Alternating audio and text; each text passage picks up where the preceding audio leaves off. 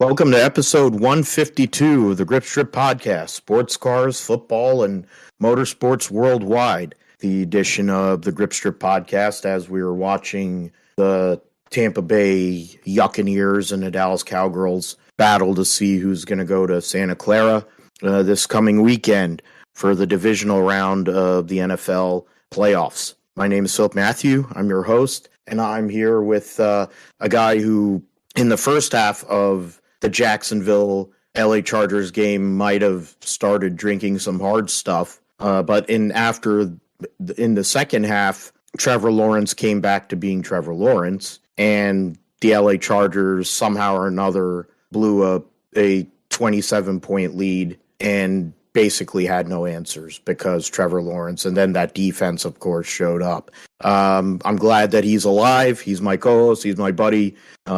He's Joshua Fine. What's going on, man? And doing great, Phil. Yeah, what a great weekend to watch football. The Jacksonville Jaguars back in the playoffs, and they won their playoff game this past weekend, like you said, against the LA Chargers. And I wasn't, that drunk. I had a couple of drinks like before the game, but I hadn't really had anything in that first half. But yeah, it was a terrible first half of football on Saturday night.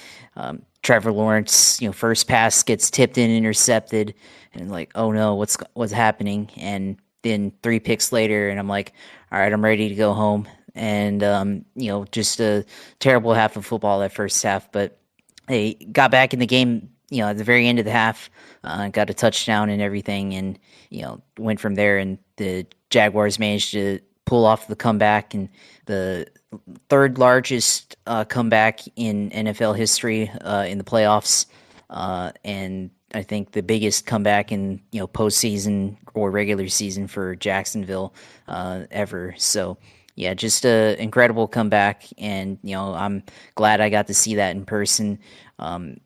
My brother was with me and everything, and he was bearing his face in his seat at the end of the game. So it was going to be one way or the other there, but I'm glad I was on the good side of it. So glad to see that, and looking forward to seeing how they play against the Chiefs, and how they will play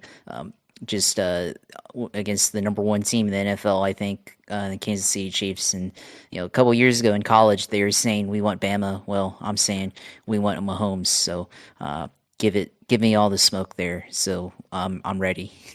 All right. So there's one person that's part of the Duval Nation going and calling out Kermit the Frog, and that is my co-host and Jacksonville diehard Josh Fine. The 49ers went out there and had a struggle in the first half. We'll get into this. We got a little ahead of it. We'll get into all the events of Super Wildcard Weekend. Of course, there's one game going on right now, so we'll probably have some random comments here and there from either of us. Coaching stuff going on, but the Niners had a rough first half. Brock Purdy looked like a rookie for the first time. He looked kind of human. And then in the second half, the light switch went, the lights turned on, and defense, Charles Omenihu made a huge play on Geno Smith's strip sack. Bosa goes and picks up that fumble. And from then on, it was Niners. 25 unanswered points, and the game was over by that point, more or less, sending that dipshit Pete Carroll home and all those bandwagon fans in Seattle. And now they are waiting on who wins this game on Monday night. So we'll get into all that. We'll also talk about the big news from last week, which is Kevin Harvick will be running his final season in the Cup Series, and what will come of that. The legacy question, what is he going to do next? It sounds like he's just going to be with his kids, since they're going jet setting all over the world, go-karting. And another big piece, who's going to take over for Kevin Harvick in the 4-car, and what happens with Rodney Childers, who has been, that combination's the longest tenured combination in the Cup Series, and they won one championship, probably should have more than that. They've won so many races together. Will he decide to go and bail as well? Jimmie Johnson went on, I think, Good Morning America, or today actually, and went and said that the new name for what was PettyGMS will be Legacy Motor Club, and he'll be driving the number 84 in the limited races this year. So we'll talk about that. And amongst other drivers that will be in an open car, including Jimmie Johnson, will be more than likely Travis Pastrana running for 2311, trying to make his first career Cup start in the Daytona 500. Of course, there's other news announcements across all three series. We will review the WeatherTech Sports Car Championship from last year because it's a good time to do it since the Roar is coming up this weekend, and the Rolex 24 is only, what is it? The qualifying will be 10 days from now, or start 10 days from now on my birthday, and they'll have further qualifying on the Friday, and then Saturday the 28th will be the Rolex 24, so we'll preview that next week, of course. We'll review this last season and who did what. Chili Bowl happened. Oh, man, he threw a pick. Are you for real? Come on. Chili Bowl, which took place at 1:30 in the morning because of the typical issues with them in prepping the racetrack. But Logan Seavey gets the win for Kevin Swindell, a former 3-time winner of the Chili Bowl, or 4-time winner of the Chili Bowl. And it is a big deal for him since his injuries. We'll get in a Dakar Rally. Nasser Al-Attiyah wins again, but Sebastian Loeb won the last 6 stages of the race, which is insane. We'll talk about Mexico City Formula E to start the season. Jake Dennis for Andretti, Avalanche Andretti, gets the win. Porsche Power Unit, and first race with them at Porsche Power Units, and they get that victory. We'll preview Rally Monte Carlo and the Roar before the 24. Josh's Sim segment, we'll talk about all things iRacing, but there's also the controversy of the 24 hours of virtual Le Mans that took place last weekend, and a certain Formula One world champion not being very happy about what happened there before we close the deal. So yeah, Josh got to attend the Jaguars game with his brother. His brother's a Chargers fan, and as you mentioned last week, the first half was definitely a dumpster fire for the Jaguars and for Trevor Lawrence. 5 turnovers in the first half. They lost a turnover battle 5-0. And, Trevor Lawrence ended up having, 3 picks, all to Asante Samuel. And, he fumbled the ball there, too. And I don't know if all 5 were in the first. I know 4 was in the first half. Yeah, they were all in the first half. All right, they were all in the first half. So you wouldn't think that there's all the percentages were saying that the Chargers are going to win this. And Herbert did his thing in the first half and they were doing good work. Him and Keenan Allen, and even they didn't have Mike Williams, which probably hurt them. They didn't seem to have the run working enough with Austin Eckler, who I think won the rushing.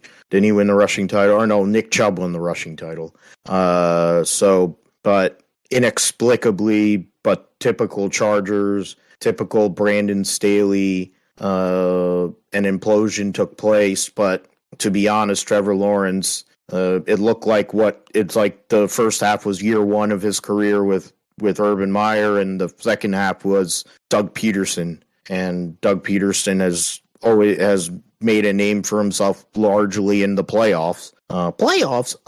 From 6 years ago when he won the Super Bowl with Philly, famously, and other big wins he's had with the following year with BD, Nick Foles, and et cetera, et cetera. So in the end, you already talked about it a little bit, but did you really think that Trevor Lawrence was going to go back out there in the second half and throw 4 touchdowns? Or he had 4. Yeah, he had 4.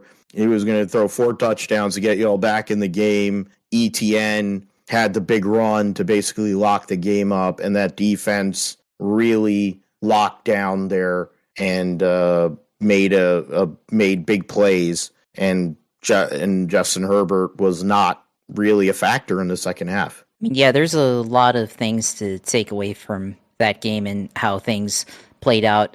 First of all, like you said, 5 turnovers all occurring in the first half. Trevor threw 4 picks. 3 of them went to Asante Samuel Jr. and I forgot who the fourth one was to. Then Jamal Agnew, the ball, it was a punt, and it bounced off of a Jaguar, the back or helmet or something off of a Jaguars special teamer, and then Jamal Agnew couldn't field the punt, and then he muffed it essentially, and Chargers recovered it on the 5-yard line. And I think at that point I thought the game was over because I thought if they gave up a touchdown there when they were already down 24-0, and they just recorded their 5th turnover of the game, and Chargers have it on on their 5-yard line, then they would easily just punch it in and go up 31-0, and that'd be the end of it. But no, they held them to a field goal there, which I think that was critical. And then they also held Chargers to 3 and out earlier. Like, I think literally before that punt happened, they had actually held them to a 3 and out after Trevor had just thrown another interception to his last one to Asante Samuel Jr. And, right there, I thought the game was over, but, they held them to a field goal, like I just said. And then, Trevor and the Jags came out and got a touchdown right before the end of the half, which was critical. They needed to do that to get at least one score on the board before halftime to make it a 20-point lead. And then came out in the third quarter, and it was a completely different game somehow. And, even though they didn't turn over or force a turnover from the Chargers, they were able to keep them from, scoring any touchdowns. And then we got one field goal. The Chargers missed a field goal. And then the other times they either forced a punt, they just basically forced punts or go 3 and out, whatever. So, that was really important to get back into that game.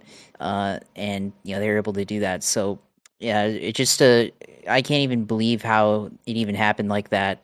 It only, how they were able to quickly score like that and get back into the game. I mean, it happened so fast, but then it was almost just like, they just had the ability to go out and score points throughout the second half, and just a really, incredible comeback. And once the Chargers missed their field goal, I knew there was a strong possibility that the Jaguars would be able to go out and get another touchdown, make the game closer. They missed on a 2-point conversion on one of the touchdowns, but I was like, well, I'd rather it adds an extra possession, but I'd be okay with that, if it meant that they'd have the ball last, I guess. And they ended up having the ball last, and it was a great call by Doug Peterson on 4th and 1 inside of 2 minutes. The inside of 2 minutes for the fourth quarter, down by 2 points, and they went with the wing T formation, brought us back to 1950, and Trevor Lawrence handed off to Etienne, and they basically, it was basically similar to how they did 4th and 1 in LA. If you remember that play, they were up 16-10 in LA, and they had 4th and 1, and they ran with 13 personnel. They had 3 tight ends, 1 wide receiver, and they were able to create a wall for James Robinson, and they forced Asante Samuel to make a business decision in that game. And then again in this game, they went 13 personnel, lined up wing T formation, and then they are able to force Asante to make an open field tackle, which Doug Peterson apparently is very confident that Asante Samuel Jr. cannot make an open field tackle on a running back, and Etienne was able to take it down to the 15-yard line. So, and basically seal the game for the Jaguars, and then all they had to do is make the field goal, and Riley Patterson was able to do that for Jacksonville. So, yeah, just an incredible game to be at and to witness. As I said earlier, it was the biggest comeback in the history of the team, and somehow. I've been to 10 Jaguars games in my life, and the wins that happened, so 3 of the wins that I have witnessed, including this one against the Chargers, were all comeback victories. The 2014 game against the New York Giants, I think, they were down 21-0, and then they came back and won 25-24. And then earlier this year against the Oakland Raiders or Las Vegas Raiders, they went down 17-0, and then they came back to win 27-20. And then this game, of course, the Chargers. And then not only that, but I'm now 2-0 and witnessing home playoff games. I was there for the one against the Buffalo Bills back in 2018 that they won 10-3. So 4 of the biggest games ever in Jaguars history, points or by situation I've witnessed. So that's that's pretty cool too. And we talked about the crowd and everything. It was a great crowd to be at. When Jacksonville has a winning team, when they have a competitive team that's expected to win, the fans to come out in full force and know how to make the place rocking and everything. It was booming. The fans, even though it was like 40 degrees outside in Florida, which is really cold for Florida. Even though it was like that, they were still out there. I thought people would start going home after the fifth turnover, but maybe they just went back into the concourse for a bit to try to warm up, and then they came back out the second half, and they were helping the team with all the cheering and noise making and everything. So that was great.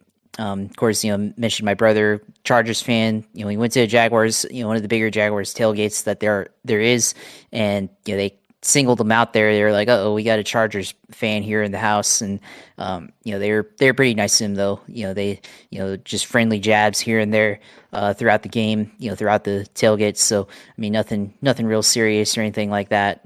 Saw some stuff on Twitter. Some Chargers fans, I guess, were complaining about Jacksonville fans, but I don't know how many people that was or anything like that. But I mean, at least from our experience, no issues or anything like that. So that was good. But this is all good fun and everything. So we'll see now if we go out against the Chiefs and we're able to do it. I'm really interested to see, especially after they played the Chiefs earlier this year. They lost by 10, but when you look at it, it was actually a pretty close game.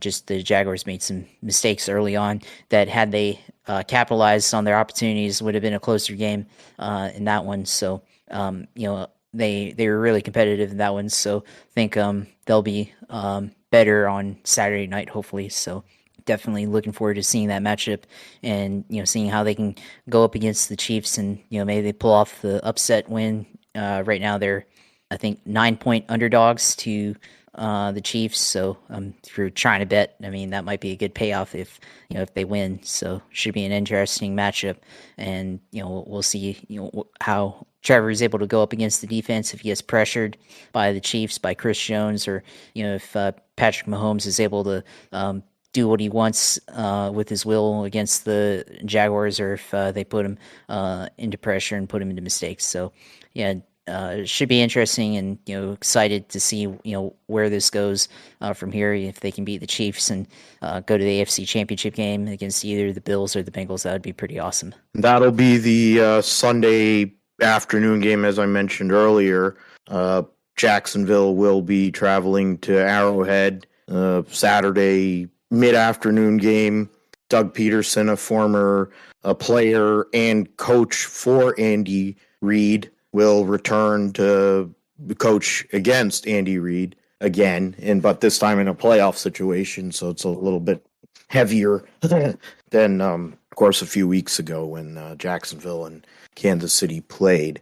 For the 49ers, it's more Brock Purdy, more the whole entire offense kind of coming through and doing work. The defense being the best defense in the NFL, making the plays. Initially, they didn't have a lot going on. I mean, they were Niners were actually up 10-0, but then allowed 2 touchdowns in the second quarter.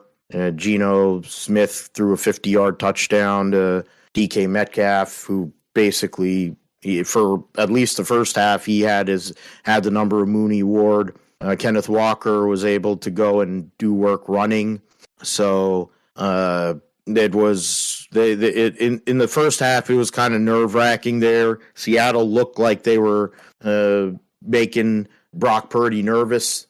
Brock Purdy was missing some throws, and he looked ordinary. He looked like a rookie, and it was so then that's another touchdown, I guess, for the Cowgirls. They missed another. I guess they missed a 2-point conversion this time, or they didn't. I don't know. Why would they not go for an extra point there? But they're up 12-0. Niners ended up taking a 16-14 lead with Robbie Gould kicking a 46-yarder, and then Myers kicks a 56-yarder at the end of the half to take the lead in the halftime. However, in the third quarter, Brock Purdy started it out with a 75-yard, 15-play drive, ran it up the middle for a touchdown, and then the game changer, the fumble that happened for Seattle. After that, a quick touchdown, a punt, and then another touchdown, the pick, and a field goal. So at that point, 17 unanswered, 24 unanswered because 14, 21, 24, and that was the or 25 because I did the 2-pointer. So there was, at least early in the game, it looked kind of iffy for Brock Purdy, and I guess in the end, when you're playing your first playoff game, can't really be mad at that. In the end, he came through though. He played solid, and he did what he had to do.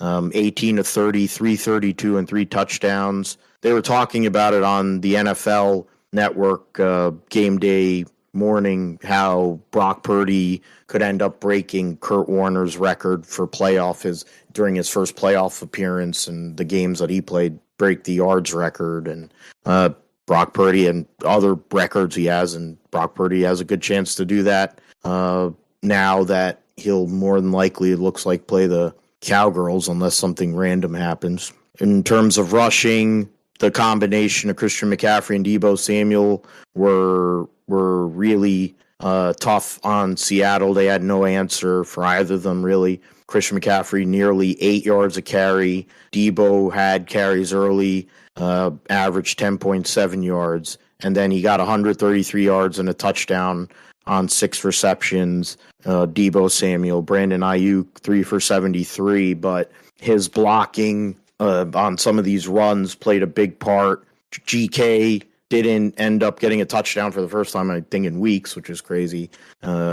Mitchell and McCaffrey get receiving touchdowns. So the third running back now, essentially, because if you considered Deebo a running back. Omenahu got that forced fumble, strip sack, and then Lenore got the pick later. And Greenlaw, 11 total tackles, 8 regular and 3 assists. Fred Warner had 5 tackles with an assist. Lenore 4 and 1.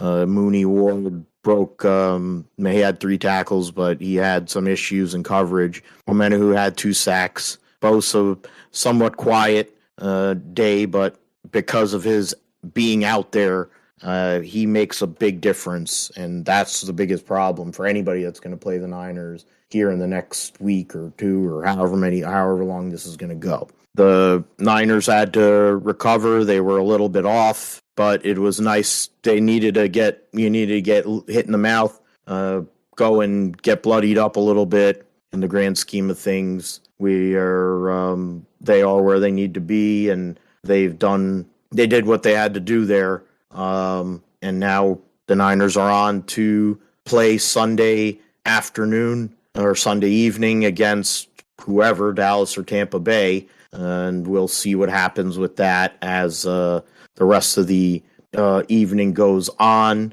But yeah, the Niners with the win there. I was really nervous after the first half, but that quickly changed. So hopefully that continues. 3 more. 3 more is my saying, or I've been counting down for that for I don't know how many weeks. Even when Jimmy was around, they were winning, and just have to keep it going for 3 more weeks or 3 more games, whatever. In regards to the rest of the playoff matchups, of course, we talked about Jacksonville. Buffalo had a sweat against Skylar Thompson and the Miami Dolphins. The Miami Dolphins probably lost that game more because of all the procedural penalties they had and delay of games Mike McDaniel had a pretty solid year, especially when Tua was around, but it's not a good look the way he's going to go out this year, but we'll see what happens with that team and what if Tua will play next year or this. Buffalo gets away with one and will be hosting the the Cincinnati Bengals, who had their latest bloodbath game against the Baltimore Ravens. One of the plays of the weekend, of course, was Tyler Huntley trying to reach the ball over the end zone line and instead getting it slapped out by Logan Wilson, or I think that, yeah. And Sam Hubbard picks the ball up and returns it 98 yards for a touchdown. I don't know who went and nailed Mark Andrews, if they didn't call the illegal block in the back there, but in the end, that was the game-sealing play. Baltimore tried, but it almost got there to tie it, but in the end, all the smoke and mirrors that is the Baltimore Ravens offense wasn't able to get the job done, and all those big names they have on defense and dirty tactics that they do, which is the Baltimore way, didn't work on Joe Burrow, even though Joe Burrow's offensive line is has more holes than Swiss cheese. So that is something to look at in that matchup with Buffalo, because they do have really good pass rushers. Not having, of course, why am I forgetting his name? What the heck? The guy that was the linebacker that they signed, the guy from Denver originally, and then he went to LA last year and won the Super Bowl. Von Miller. Traded Von Miller. Yeah, when he got hurt, they lost their big. Thank you. They lost a big piece, but they have Epinesa. They got interior linemen. They have a good pass rush. Leslie Frazier is one of the best coordinators in the league. The fact he hasn't gotten a second shot is more about the ownership in the NFL. He did a solid job in Minnesota. So it's a win for Buffalo because he's one of the best at what he does. And that's going to be an interesting matchup for sure. The DeMar Hamlin situation, now that it's continuing to improve, even though that the last time they played a few weeks ago, that was what marred the whole entire game and whatever. Him being there is going to be great for Buffalo. There's going to be a lot of momentum. But Joe Burrow last year went to not Buffalo. He went to Tennessee, and then he went to Kansas City and won to get to the Super Bowl. And I think they won 3 games on the road to get to the Super Bowl. He's 4-1 now in the playoffs as a quarterback. They definitely do have offensive line issues, but Joe Cool sits in the pocket. He can throw darts to whether it's Jamar Chase, T. Higgins, Boyd, the tight end there, Hayden Hurst.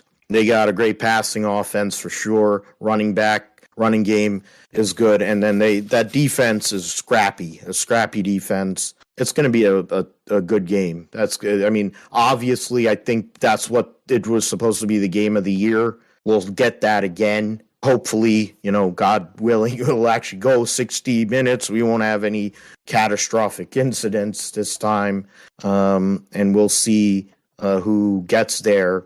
If Jacksonville is able to go and beat Kermit the Frog, as Josh mentioned earlier, they would be, whoever wins that game on Sunday afternoon would be hosting the AFC Championship game at 6:30 at night, because the NFC Championship game will open the day there a couple weeks from now. And what is it? The Giants, that's the Giants getting through. I think a lot of people really figured that they were going to win that game. I mean, it was really close. Minnesota had opportunities for sure, but Brian Daboll essentially is locked up Coach of the Year. If he wasn't the Coach of the Year, he is now. But it's a regular season award. But to be fair, I think to go and take a dumpster fire of a roster and a team, him and Joe Shine or Schoen or whatever, to get them to the playoffs, make Daniel Jones look not like Dave Brown, and make him look like a serviceable quarterback, having guys that they're getting from FedEx to play wide receiver, and Isaiah Hodgins becoming a real, been a absolute revelation. The guy is a player and a playmaker. and that's a huge piece for them. They have Bellinger at tight end, of course, Saquon. It's going to be a problem there for Philly. Philly comes back after their week off. Jalen Hurts, it doesn't sound like, is at 100%, or will be 100% for the rest of the season. So he might be, will he run the ball? That's a big question. If Jalen Hurts isn't running the ball, you lose a big piece of what makes the Philadelphia Eagles offense work, and in turn gives the Giants a break with the likes of Jalen Smith and their secondary not having to worry about the specter of Jalen Hurts running because of his shoulder. But that'll be the second game. That'll be the Saturday night game. The Giants going to Philly in the I-95 battle. But I guess, Josh, we have those games there. What are your thoughts? I mean, we already know your thoughts on the Jacksonville game, but what are you looking at for the next two matchups that are definitely locked in, and more than likely it looks like Dallas will be going to San Francisco to renew a rivalry that's existed for many decades? Yeah, I mean, I'll start, with the Giants and the Eagles. I think this game is going to be a little bit closer than what people think it might be. You talked about the Giants and the Vikings, and I had a feeling that the Giants would come out with that win. They're a lot more physical football team than the Vikings. The Vikings, they seem to do really well against teams that don't have good defense, or teams that are capable of being high scoring. But the Giants, they're not really like a powerful offense, but they have a tough physicality to them, and they were able to go out and defeat the Vikings, despite Kirk Cousins and Justin Jefferson. But the Giants now go up against the Eagles, and I think they'll be able to contain Jalen Hurts and shut down AJ Brown and Devontae Smith. They've been really prolific, throughout the entire year. I mean, even when Jalen Hurts was out, they were still pretty productive with Gardner Minshew, even though they didn't win. But Minshew and Hurts, they played pretty well. I think the key is really going to be just stop the run and stop the Eagles from being able to create running plays with the quarterback, and handoff plays, and just be able to keep the game close, and just make the plays that they make on offense, and rely on Saquon Barkley. Daniel Jones continuing to play solid. He's been picking up first downs on his legs a lot this year using read option, and it's going to probably take a lot of that for him to win. So that should be an interesting game. And the Giants, people kind of look at them and write them off, but I think they can come away with an upset victory here on Saturday, and it should be an interesting matchup. The Bengals and the Bills, it's basically going to be the game that we were looking for, like you said, back a couple weeks ago, last Monday night game of the season. But kind of expect this one to be kind of a shootout. I think both teams have pretty high scoring, high potent offenses. The Bills, I think, they've got a really tough defense, so it's going to be tough for the Bengals. But I think they can keep up with Buffalo, and I think Josh Allen, I think for them to win, it's got to limit the mistakes. Definitely, he's had a lot of turnovers this year, a lot of interceptions that shouldn't be, happening, or other turnovers like fumbles and whatnot. So that's going to be a key for them to limit the mistakes, limit the opportunities for the Bengals to get back into the game. And, like you said, the injuries for the Bengals, they've had a lot of issues with their offensive line. And, Joe Burrow has been one of the most sacked quarterbacks in football so far to begin his playoff career. So that's going to be a factor there, is if the defensive line can put pressure on Joe Burrow and either sack him or force him into mistakes.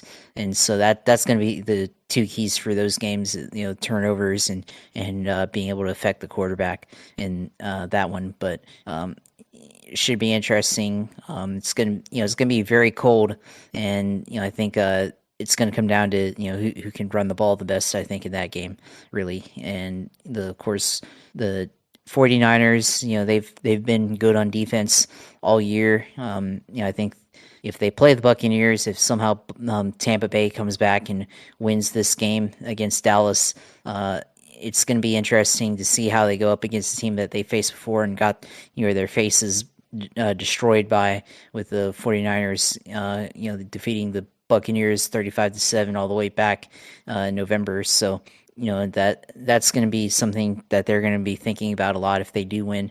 But if the Cowboys win, it's going to be a good matchup. I think the defense for the 49ers, they've been good, but can they stop Dak Prescott? Can they stop Ezekiel Elliott, Tony Pollard from getting touchdowns, from being able to run? Cowboys defense has been pretty good too this year, so we'll see how they're able to affect Brock Purdy, and if they can make him make a lot of tight window throws and force him into mistakes. That's going to be something to watch for. But the 49ers do have a lot of weapons, of course. They got Deebo Samuel, Kishner and McCaffrey. They've got Brandon Ayuk, got George Kittle. So a lot of players on offense that you're going to have to account for, that they can use in multiple ways to get them the football. So you look at that, and the 49ers, they could easily win this game if they do play against either team, and then see them against the NFC Championship.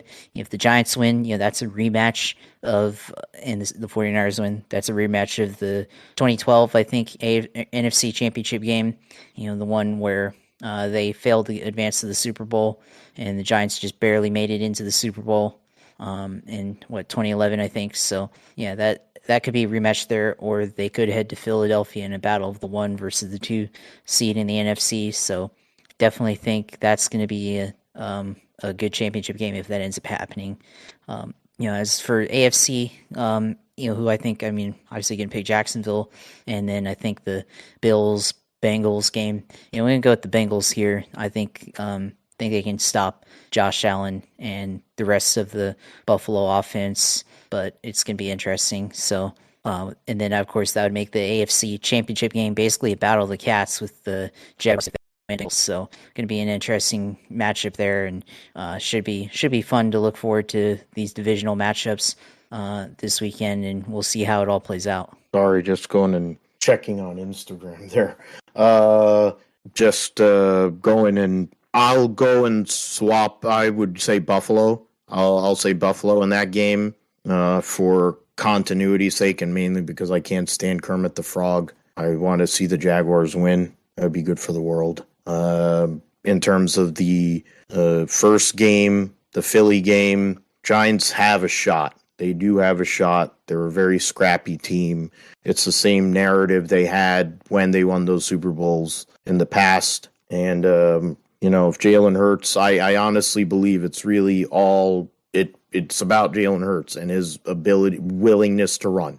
If he's willing to run and take contact, it's going to be hard for the Giants to actually win. If he doesn't, and he's one-dimensional, we've seen what happened with that at Alabama. We've seen that recently in recent weeks after his injury. But to be honest, Philly should win. Say Philly wins that one. I do, and the Niners need 3 more.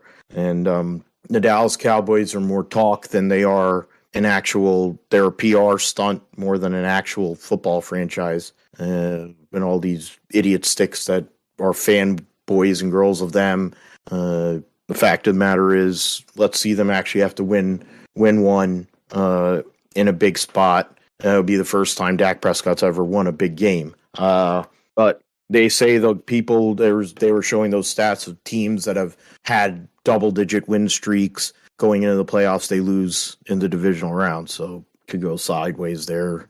I hope not, for my liver's sake. We'll get into all those games and what happens next week on episode 153, as now Dallas is up 18-0. I guess they're allergic to kicking extra points. Yeah, how does that happen? 3 missed extra points. No, I think they went for 2 the second time. So, Maher Maher's missed one, then Maher, he's just shanking everything right. He shanked 2 to the right, and then I don't know what the hell happened on that one. So yeah, he has missed 3 extra points. Wow. Good catch there, Josh. That is not good. And if he's having problems kicking in Tampa Bay, good luck trying to kick in Levi's. There's a reason why Robbie Gould is what he is, and he's played for as long as he has, especially for the 49ers. He's played on 2 really difficult fields. He played at Soldier Field for many years, and then came to the Niners. I think he was there when they were still a Candlestick. I might be wrong, but either way, Levi's is a tough stadium to kick in, especially when the winds are kicking up. So see what happens with that. Racing, you got to get into that. Of course, that's what the show's all about, really. And a big news story, the biggest news in during this off season, Kevin Harvick is announcing that 2023 will be his final year in the NASCAR Cup Series. The 2014 Cup Series champion, winner of 60 races in the Cup Series, and in terms of his overall, he has 121 wins, 47 Xfinity, 14 trucks. He's a champion owner in the Truck Series multiple times over with Ron Hornaday. He's everybody. There's there's only 2 people that are ahead of him. Of course, it's Mr. the King and Kyle Busch. Then behind him, David Pearson, Jeff Gordon, Durwood, Dale Sr., Mark Martin, Bobby Allison, and Jim Johnson, and Cale Yarborough one win behind that. So he's in 11th. So, I mean, his stats really speak for itself. The contributions he's made to the sport are huge. Tony wanting him and basically saying, I want you to come over here because we're going to win a championship. I'm going to help you win this championship. And it happened. The fact that they haven't won more than one is kind of a shame. 2020, like the big glaring, elephant in the room when they had 9 wins and then basically imploded in the round of 8, and lost out on a chance to make Phoenix, which is one of his best racetracks. But 60 wins and being able to win at every major. I think he's won the old Winston Million. I think he won all the Winston Million races. And then if you add Indianapolis in there, he's won that one too, multiple times when it was still the Brickyard 400. So he's one of the best ever in terms of that aspect. He's one of the best ever in this in the past 20 something years. And, it's hard to replace somebody like that, Josh. And fundamentally, I don't know how they're going to do it. Stuart Haas has relied on him for nearly a decade, and pressure is going to be on a lot of people, including one of his proteges and Ryan Preece, who's going to be driving the 41 car this year. Chase Briscoe, who, of course, is back for another year, having to learn and having to pick up his game so that he can actually be able to maybe take that next step in his career. But what are your thoughts on the announcement for Kevin Harvick? It sounds like he wants to be with his kids and his wife, and Chase keeling around Europe as he tries to be the new Max Verstappen, and Piper tries to be the next new female wonderkind in racing. Yeah, I mean, for Kevin Harvick, I mean, he's a legendary driver in the sport, and he replaced Dale Earnhardt and had a lot of big moments early in his career. And then RCR, they fell off as a team, and then Harvick started to fall off. But then he made the move to Stuart Haas, and then we kind of saw a lot of potential that he had, and that he hadn't realized, and he was able to win the championship in his first season with Stuart Haas, and probably should have won way more championships than he did, because he only won one championship. You should have won the 2010 championship, Especially if you go by the old points. He scored the most points in the 2010 season, the 2020 as well. Famously, I think that's the one that broke him, to be honest, because you look at how he did in 2020. He should have won that championship. Several races. He had 9 wins that year, and big performance that year, and came down to basically Texas basically screwing him over, and wasn't able to win to get in on the last race of the year, and should have been able to be there, because he deserved that title in 2020. And then also look at his performance, in the 4-car 2014. I mean, all the way through 2020. I mean, he was probably the best driver in NASCAR through that time. And you look at how his career played out.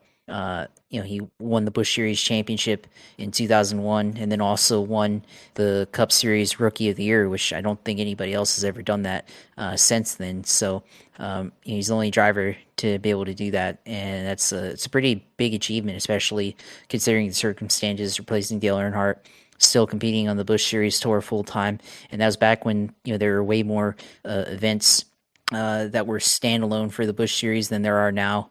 And now, for Harvick, he's just been a legendary driver, and I feel like maybe he doesn't have quite that status, but he deserves it. So that's something fans should consider. And you look at how he's performed with Stewart-Haas and the amount of wins that they've gotten.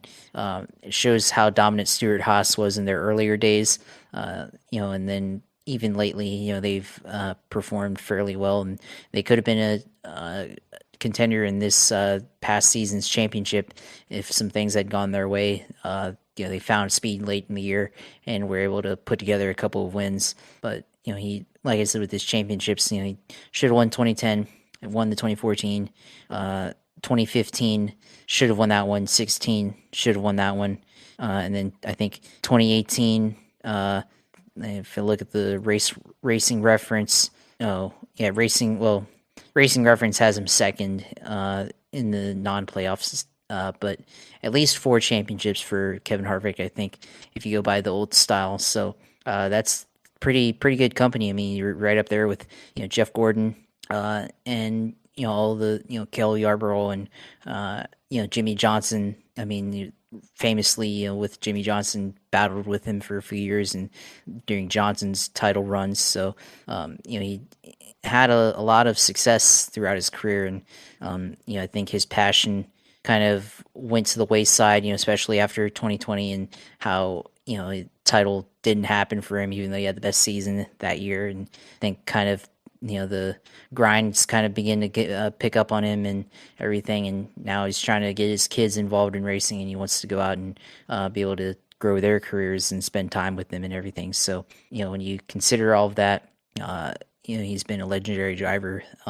60 wins, 245 top 5s, 430 top 10s, only 31 poles, and then crazy amount of laps led, over almost 16,000 laps led. So just a lot of success throughout his career, and especially with him and Rodney Childers, that's a pretty good pairing of driver and crew chief that will be hard to live up to. And I think for Stewart-Haas, they're going to lose a great driver and everything, and maybe this is it also for Rodney Childers. We don't know, but both of them have been pretty good for Stewart-Haas, and essentially they're going to have to replace him.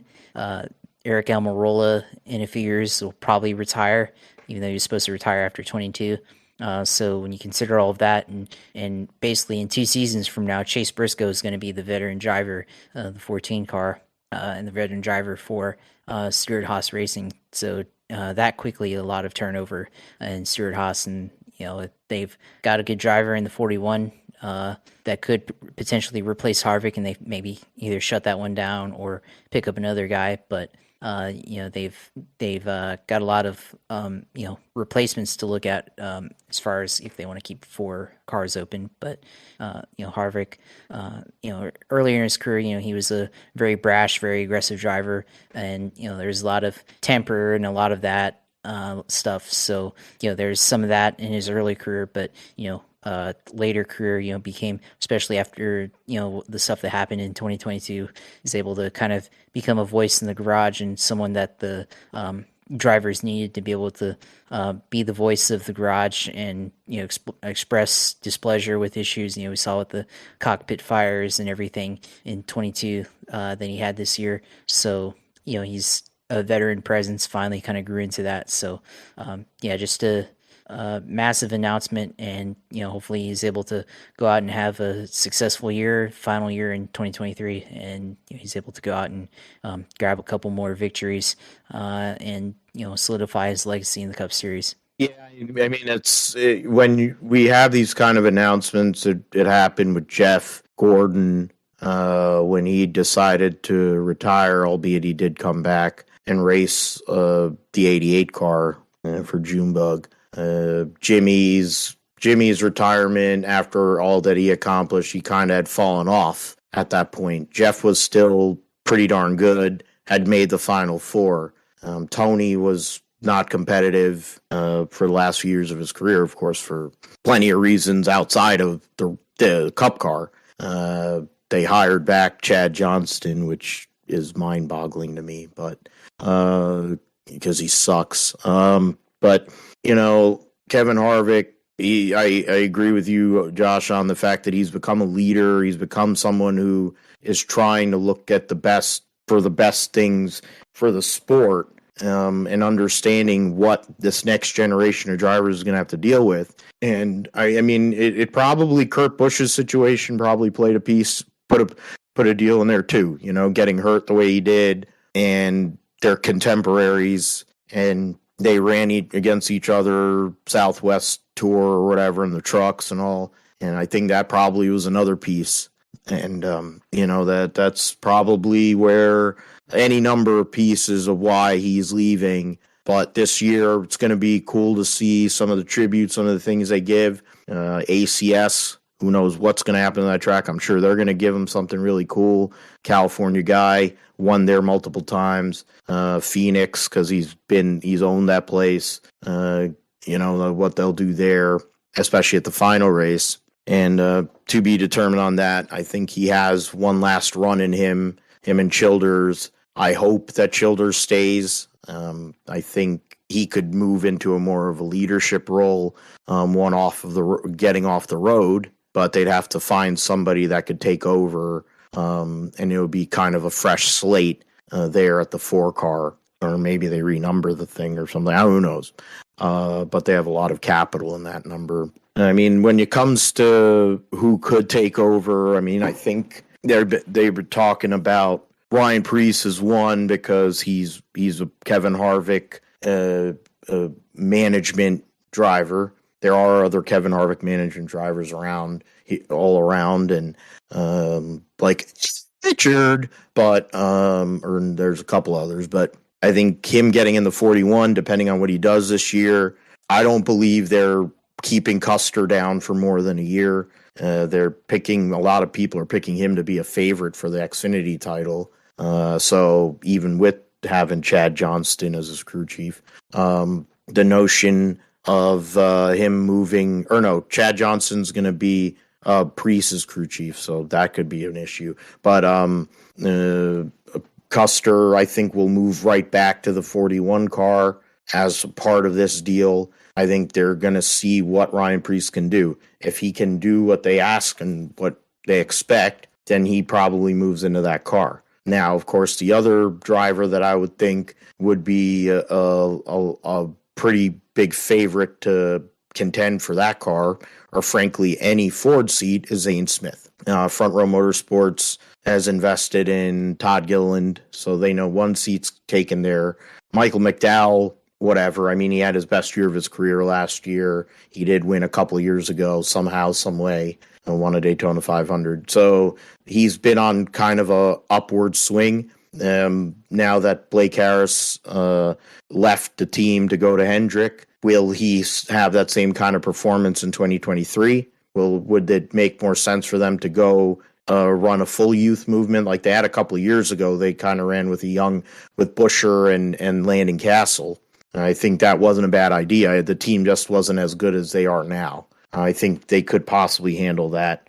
RFK, Brad is looking for somebody to build around. I think if you're a Ford team that isn't Penske, you need to look at Zane Smith as somebody that could do something here. I mean, I said the other rumor was that he would go and take over the 21 car. Now, that would also be a good one for the sport or for Ford, him going to the Wood Brothers. Personally, I got one better. Get Blaney back in the 21 with his whole crew, because that's where he should be, because he fit the 21 car, and put Zane Smith in the 12 car. They won't do it, but that would be the way that would be a marketing dream on both sides.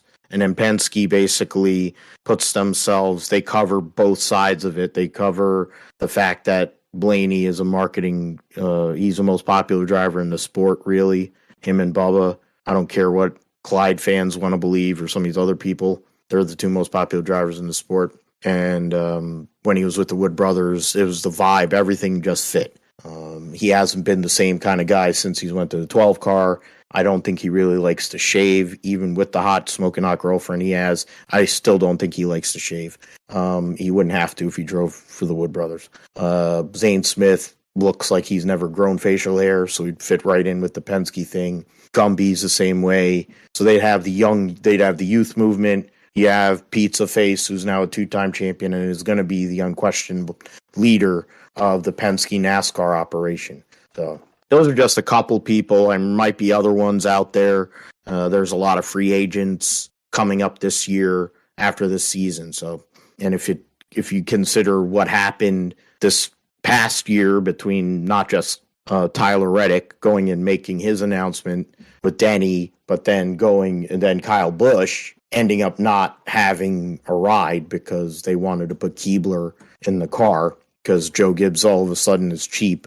He had no problem putting Barney Visser out of business and sending Cole Pern out of the NASCAR crew chiefing. He had no problem doing that, but he has a problem paying champions their fair share. He did it to Matt Kenseth, who's going to be inducted in the Hall of Fame this week, NASCAR Hall of Fame.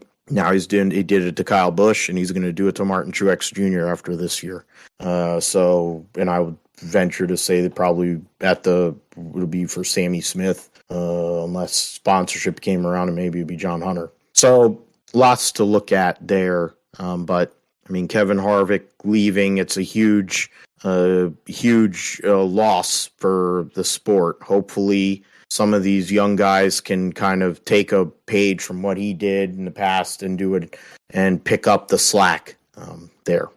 Jimmie Johnson, I mentioned Legacy Motor Club, Legacy MC, random name. I mean, I guess the legacy part, of course, is Jimmy and Mr. the King because of the 14 Cup championships that they have combined. Motor Club, it kind of goes with the whole GMS kind of deal, because when you think of Maury Gallagher, you thought of him in the ARCA series with his son Spencer. Then they went to the trucks. I think they ran Xfinity before Spencer got nailed for the drugs or whatever the hell. And then so they've been in all those series before they got to Cup this past year. Now Maury Gallagher has the Richard Petty piece. So if you want old school, you got that. You have new school with Jimmie Johnson. He's very motivated. It's become a thing now because now you have Denny Hamlin's involved in it. Justin Marks, albeit he wasn't a big-time NASCAR driver, but he's a big-time sports car driver, but a great businessman. Brad Keselowski going and deciding to leave Penske to go and pick up a piece of Roush Fenway. It's now the vogue thing, it looks like. Jeff Gordon basically owns Hendrick Motorsports for all intents and purposes. That's why he left TV. So drivers are picking up Smoke, and when he decides to show up to Cup races, since he's more preoccupied with going NHRA races these days and driving SRX. But with the Legacy Motor Club, I mean, the name is not great. It's not the worst name. I don't think it's the worst name ever in with time, but I'm like Tricon Garage was like the worst name, one of the worst names I've ever heard, and it's still a terrible name. But Legacy Motor Club is just as random. But we'll see what happens with that. He'll be driving the number 84 car, and it looked cool. Hopefully they make that they make that little preview car. I would like one of those. The color scheme and everything looked really cool, but I doubt they'll make it. But we'll see what happens with that. Carvana, they're saying that is going to be the sponsor on his car for the 500 if he makes it. But Carvana's going through, obviously, a lot of issues. Some trouble. Along with a lot of the crypto involved sponsors. That's not only in Formula One, but also in NASCAR. There's issues with that. So we'll see what happens with Legacy Motor Club. Of course, they have Eric Jones in the 43 and Noah Gragson in the 42, essentially like being a rookie in his rookie year, even though he ran a lot of races last year, driving the 16 and driving the 62. What were your thoughts on the announcement before we move forward, Josh, on the whole Legacy Motor Club deal? I mean, it's a weird name. That's not what I would envision Jimmie Johnson naming something. And if anything, I thought maybe they would just, Jimmie Johnson would just be PettyGMS Johnson or something like that. But, they went with Legacy Motor Club, which, somebody, I forget where, but somebody said it sounds like a sports car team, like in IMSA. And that's kind of what it sounds like to me. But he goes with number 84, which is not surprising. Obviously it'd be hard to get the number 48, 44. I guess they didn't want to go with 44 for whatever reason, because it would have definitely fit with the 42, 43, and 44. But ASA, that was the number he ran as that well. Too. And, I mean, I think that was Kyle Petty's first number in NASCAR when or in ARCA with their, but you have that. I think so, yeah, you have that. And of course, still sponsored by Carvana. And like you said, they've got a lot of problems now. They're in trouble, I think, financially, and they've got the SEC on their backs right now. So we'll see how long they last, as a company, if they even make it through the year. And given how the condition of the economy is or could be, they may not last the entire year. So that'll be something to look out for in terms of sponsorship for Jimmie. But Jimmie going to be attempting the 500 in this car, and should be interesting. They've had some good runs. The GMS, with Eric Jones was up there in Talladega in the spring. He's going to have Noah Gragson as a teammate. So Gragson, of course, been good on super speedways and Xfinity for Junior Motorsports. So it should be an interesting deal there with Jimmie in the 40, or I was about to say 48, so I'm so used to Jimmie in the 48 car, but Jimmie in the 84 car in Daytona, he's going to have to make it in, but he might be able to fall back on points or the past champions provisional, so that could be in play if he needs it or if something happens, but it should be interesting. And now he's an owner in the series, so he's got equity in a way. So we'll see if he's able to have any influence in the garage, similar how Tony has some pull. If he has any, obviously he's got a big target on his back after last season, but it's another former driver. Denny, of course, has a lot of influence now as an owner, so it's another former driver maybe helping influence the sport to be better and improve the future for the series. As the Cowboys drive again, looks like they're going to put another touchdown on the board. It's like the Tampa Bay Buccaneers are completely shit in the bed today. Probably Tom Brady's last game as a Buccaneer too. So that'll be interesting. It's not even 5 minutes into the third quarter, and they're probably going to put this one away unless something crazy happens. Like Tom Brady decides to do his best Trevor Lawrence impression and throw forward passes again that actually hit his own team. Yeah, we'll see with that, with Jimmie Johnson.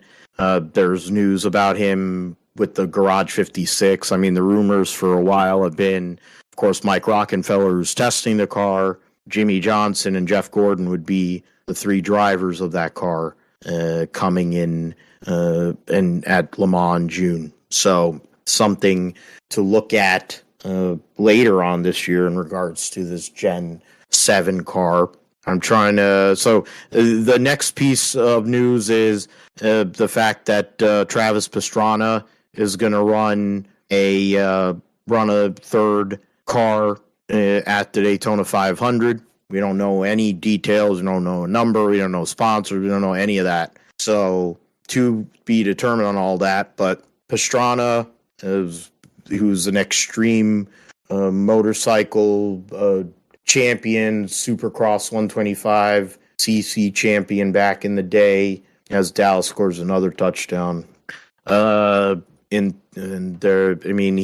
made his name with the Nitro Circus and all these crazy jumps. He's a modern day Evel Knievel.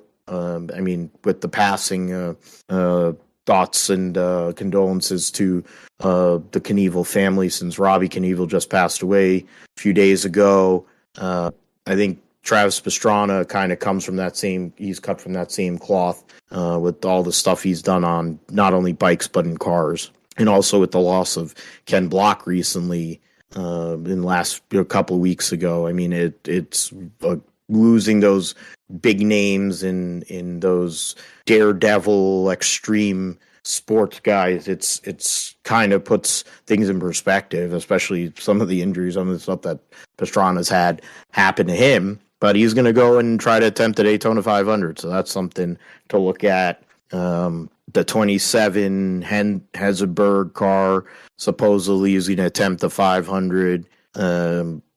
What is his name? Mayweather's team, Money Team, supposedly will be there. Austin Hill will be attempting to run the 500 with the Beard Oil team. They're going to run all 4 super speedway races along with the Chicago street course and Michigan. And then, they also have, you have the 84, as we mentioned, and Trackhouse with Project 91. That's someone there. People are talking about Helio Castro Neves. It's either that car or the 50.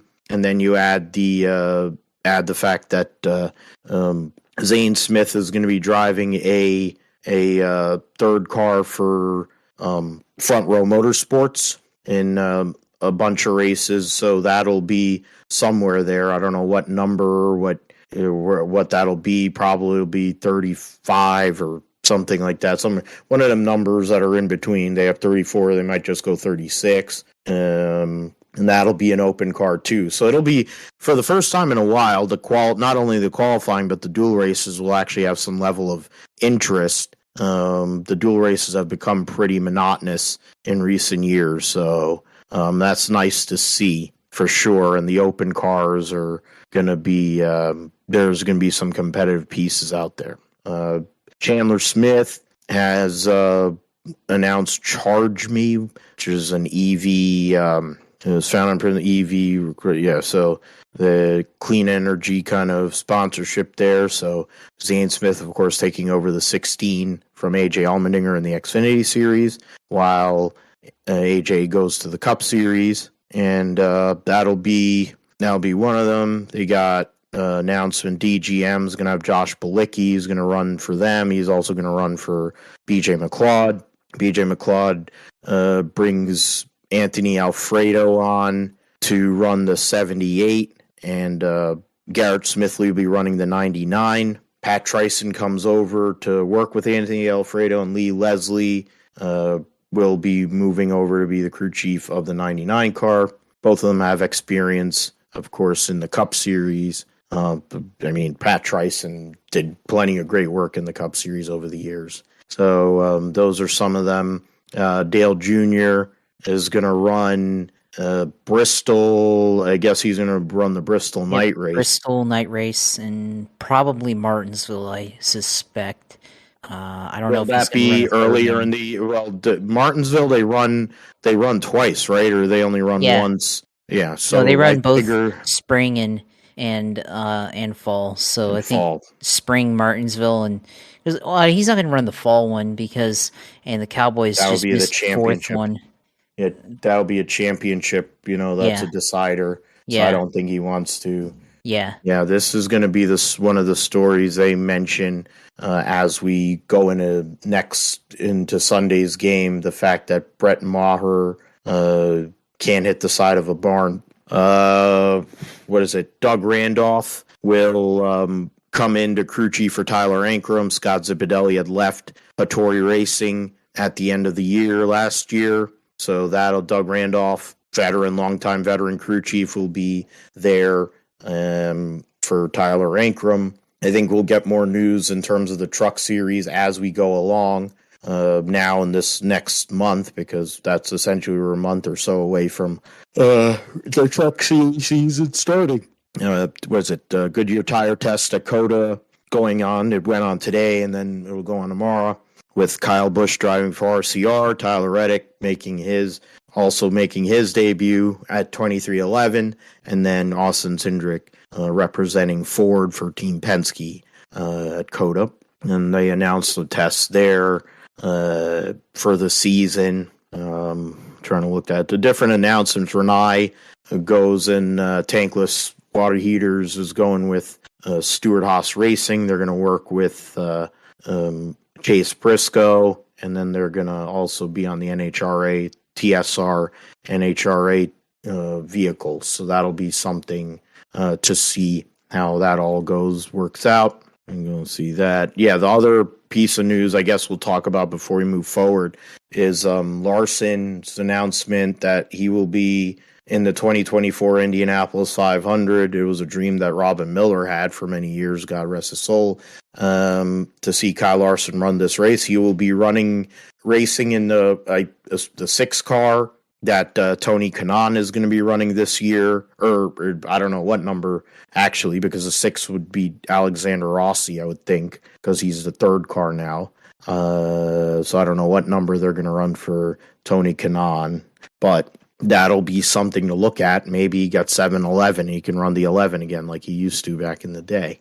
But that 4th car will be Kyle Larson running at Indianapolis. He'll attempt the double. So that'll be the first time since Kurt Busch did it in 2014. Of course, he finished in the top 10 and won Rookie of the Year at Indy. His Coke 600 wasn't that good, though. Tony's still the only person ever to run all 1,100 miles, and he finished in the top 10 of both of those races, finished 3rd in the 600. Another turnover. Are you kidding me? Another turnover. Like, this is ridiculous. You've got to be kidding me. This is not even an NFL game anymore. Like, they're not even trying.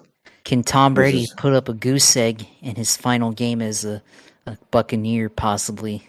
Yeah, it's the way he's looking. He's quitting. He's already rage quitting. He looks like how he looks when he plays golf. So yeah, I mean that was a big piece of news. The talent is undeniable. His ability to adapt to different race cars speaks to why he is where he is and all of the money he's made and all that. So I mean, we have a long time to talk about it. We have a long time to look at it, but on the face, I mean, Hendrick Motorsports is going to do the deal with McLaren, with Zach Brown and them. So it's a good combination. It's a Chevy team. The McLaren team last year finished 2nd and I think 4th in the Indianapolis 500. Pato O'Ward had a chance to win the race last year. Probably didn't make the right moves there late against what the heck? I always have this freaking dementia kick in when I'm on air. He was running against what's his face who won the Indianapolis 500? Marcus Ericsson. Marcus Ericsson, there you go. Thank you. So, and then Rosenquist was up there too. So, and then also Juan Pablo Montoya, who was driving the 6 car, had a top 10 finish. And, of course, 2-time Indianapolis 500 winner. Now they're going to have a long-time Indianapolis specialist and 2013 Indianapolis 500 winner Tony Kanaan running this year, moving away from the Honda camp for the first time in a long time. So that's an interesting thing. Who knows if that'll be his last race. But, I mean, it's a big news story. It's going to be something that they're going to talk about even this May because they're going to have problems filling the field. But, you know, they're going to be talking about Kyle Larson showing up to Indy. What kind of prep is he going to do? How is he going to acclimate to running an Indy car with little to no testing and balancing that while also balancing being a full-time Cup Series driver? Of course, who knows what'll happen this year, but you know, I know he wants to win another championship. Hendrick wants that championship back, albeit they've had the last 2 championships prior to this 22. But that announcement's huge, has a crossover piece. And for a lot of people who have been hoping to see Kyle Larson do it, I mean, Jeff Gordon never did it.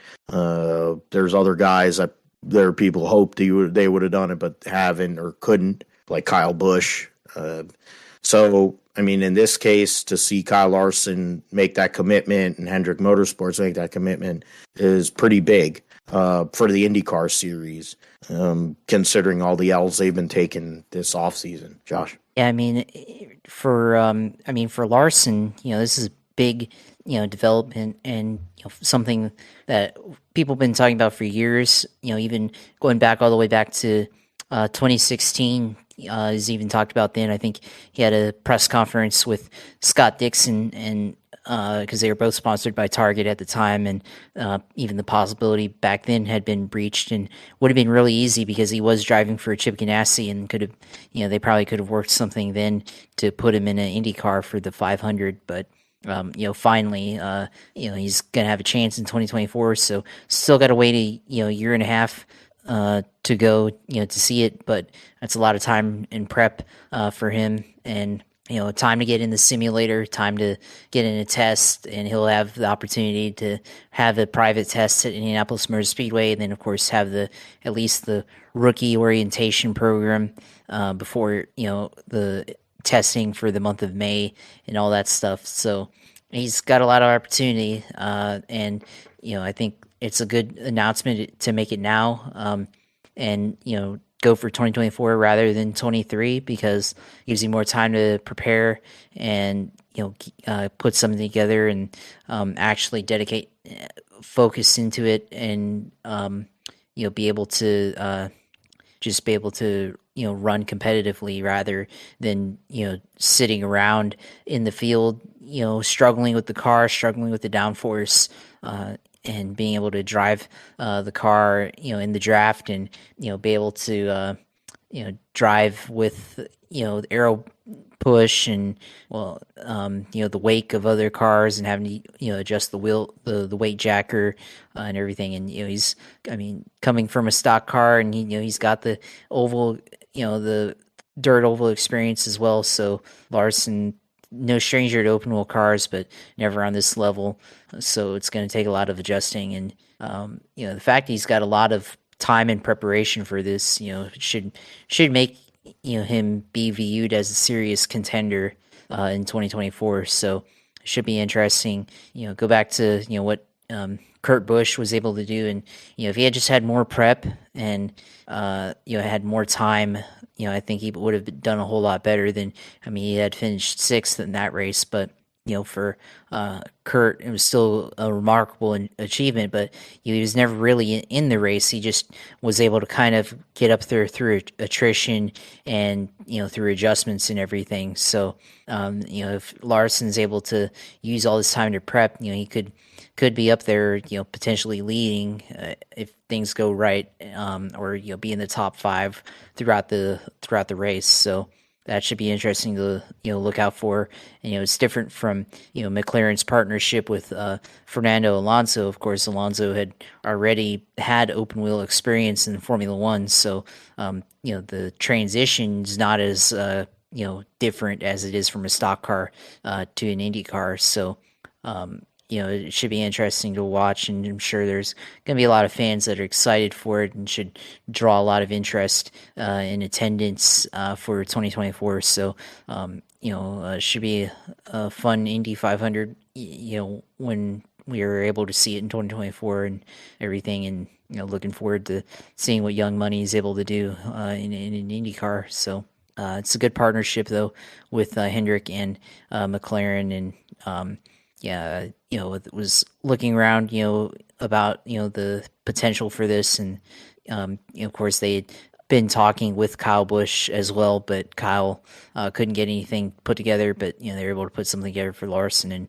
Larson's in the prime of his career. And, it sounds like from what he's talking about, this opportunity, he wants to be able to do multiple years, not just one and done year, but he wants to be able to compete in multiple occasions of the Indy 500. So that's going to be something to look out for in the future, is him being able to potentially do maybe 3 or 4 attempts at the Indy 500 or something like that. So we'll see, if he's able to qualify in for this first attempt in 2024, and how he's able to do in the actual race. So, looking forward to that.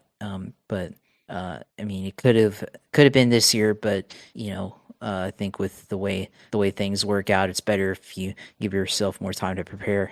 Yeah, and I think it'll also put them. He'll be able to get in a simulator, get sim time, and also he'll be able to go to Indy, watch Tony Kanaan, watch the team, Alexander Rossi, of course, the former Indy 500 champion, and then Pat O'Ward, who finished second there, as I mentioned last year, Rosenquist. So it would be a good deal for him to go and get that understanding, probably go and see how that, because I'm trying to figure out if they have, I think the qualifying weekend is the same weekend as All-Star weekend at North Wilkesboro. So he could go out for practice days and then fly back to Wilkesboro to run in the All-Star race. So WeatherTech Sports Car Championship, we'll get into that. The recap, the last season for the DPIs, that was it was a competitive battle with basically three manufacturers for a while, but it ended up being, it was really Acura and Cadillac in the end this past year. So you had Cadillac with was Chip Ganassi Racing, and then Whelen Engineering Racing, which was Action Express running the Cadillacs, and then you had JDC Miller Motorsports running a customer car, along with Jimmie Johnson running limited races, Endurance Cup with his driver lineup. Both, or was it Mike Rockenfeller, Kamui Kobayashi, and then Jose Maria Lopez. And then the two Acuras, Konica Minolta, Wayne Taylor Racing, which was Ricky Taylor, Philippe Albuquerque, and then the defending series champions. And then they had Meyer Shank Racing, which was Tom Blomqvist and Oliver Jarvis. They had Elio Castro-Neves and Simon Pagenaud for the Rolex in that race. So, Wayne Taylor Racing team, they won the qualifying race, but in the actual Rolex 24, Meyer Shank Racing team took the victory. From there, the Ganassi Cadillac team won Sebring with Earl Bamba, Alex Lynn and Neil Yanni, and then Long Beach with Bourdais and Van der Zande. The Konica Minolta team then won three of the next 4 races, Laguna, Mid-Ohio, and Watkins Glen at the 6 hour, with the 01 car winning at Belle Isle. They also won at Mosport. Ricky Taylor then won again, or Albuquerque won again at Road America, but were not able to fade Meyer Shank at Road Atlanta in the Petit Le Mans. which essentially locked up the championship for them. They win the championship by under 100 points over their Acura teammates of sorts, and they tie for the Michelin Endurance Cup. But because of winning two of the Enduros, they go and get the Michelin Endurance Cup. Blomqvist and Jarvis, of course. Ollie Jarvis is not going to run this year for the 60 car for whatever reason. I guess the way contracts were working. He had ended up signing a deal with United Autosport to run in the World Endurance Championship, so he won't be back. Colin Brown will be in that car, driving with Tom Blomqvist here to see if they can go and win the Rolex 24 again.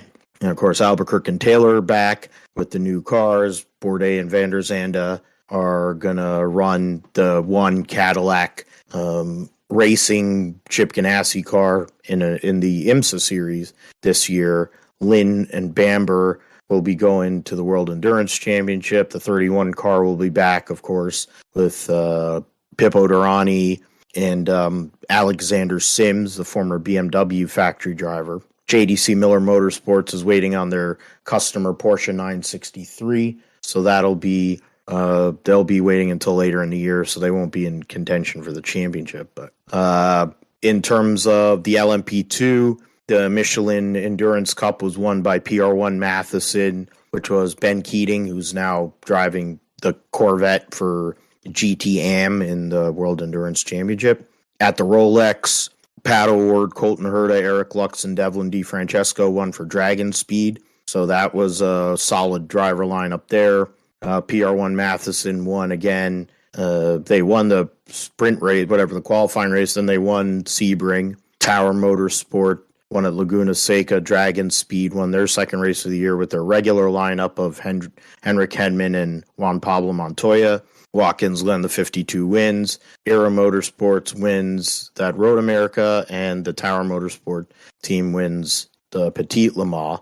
In LMP2, John Ferrano wins the overall championship for LMP2. Michelin Endurance Challenge, the 52 car, wins that because they won 3 of the 4 Enduros. So that's that there. We'll get into some of the drivers, where they're at next week. In terms of LMP3, mentioned Colin Brown before. He has raced for what is it called? The Core Autosport for many years with John Bennett, and they were running LMP3. They ended up winning the overall championship, but Gar Robinson, Felipe Fraga, and Kay Van Berlo, with their 2 of them had won 3 of the 3 races, both the Rolex 24 and the 6 hours. And then Elkhart Lake, it was Fraga and Gar Robinson won there, but that isn't an Enduro. Michelin Endurance Cup, they get the win there in the 74 Riley Motorsports car. When it comes to Core Autosport closed, which was part of what led to Colin Brown being a free agent, being able to go and move into the LMDH category after many years driving in different categories. They ran in the DPI category with a Nissan. They won races there. Colin Brown's very experienced. John Bennett was a great gentleman driver, run a great race team. Porsche trusted him to run their factory program, so he tells you how good of a team they had. So it'll be a big loss in that sense. In the GT Daytona Pro category, Matt Campbell, Matthew Jaminet, both are involved in the Penske Porsche 963 program now.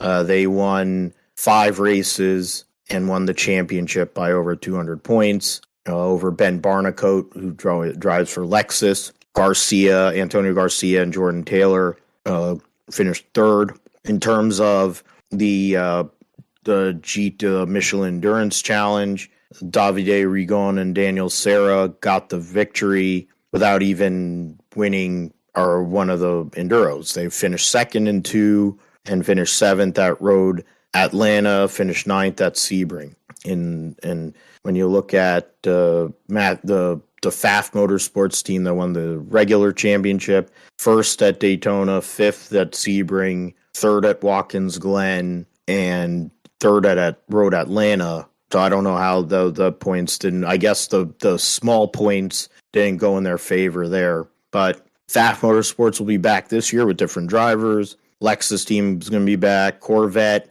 is going to run one car here, and of course in the GT AM category in the World Endurance Championship, you had the Roscon Alex Ribero's Harder Racing Aston Martin team. They'll be back again. Connor D. Filippi and John Edwards driving for Ray Hall, Letterman, Lanigan. They are going to be involved with their LMDH program that they're bringing to the table here starting at the Rolex 24. Cooper McNeil's going to go and he's going to get out of the seat, be more involved in the business of WeatherTech versus being a driver. So that they've hired a couple of pros there at the Mercedes, and they'll be in the GT Pro category this year. The last class to go over is GT Daytona regular. The Pro-Am class, Roman DeAngelis for the Harder Racing won the championship, wins at Watkins Glen and Mosport, along with second places at Belle Isle, Lime Rock, and VIR, led to that championship, getting the regular championship won by 23 points over Ryan Hardwick and Jan Halen with the Wright Motorsports Porsche program. The Brian Sellers, Madison Snow from Paul Miller Racing BMW, of course, from New Jersey, wins. They won the WeatherTech Sprint Cup, so that was a good deal for them. They missed the first two. They missed Daytona, so that's why they weren't involved in the regular championship. I mean, they finished sixth in the overall championship, even with missing Daytona altogether.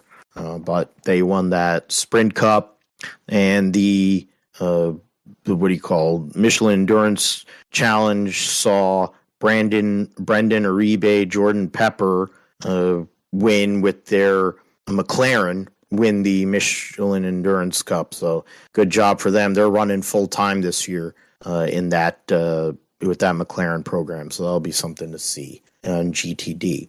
Lots of variety, lots of things to see. More cars in what'll be the main class, which will be now the LMDH or the GTP category here in the IMSA series.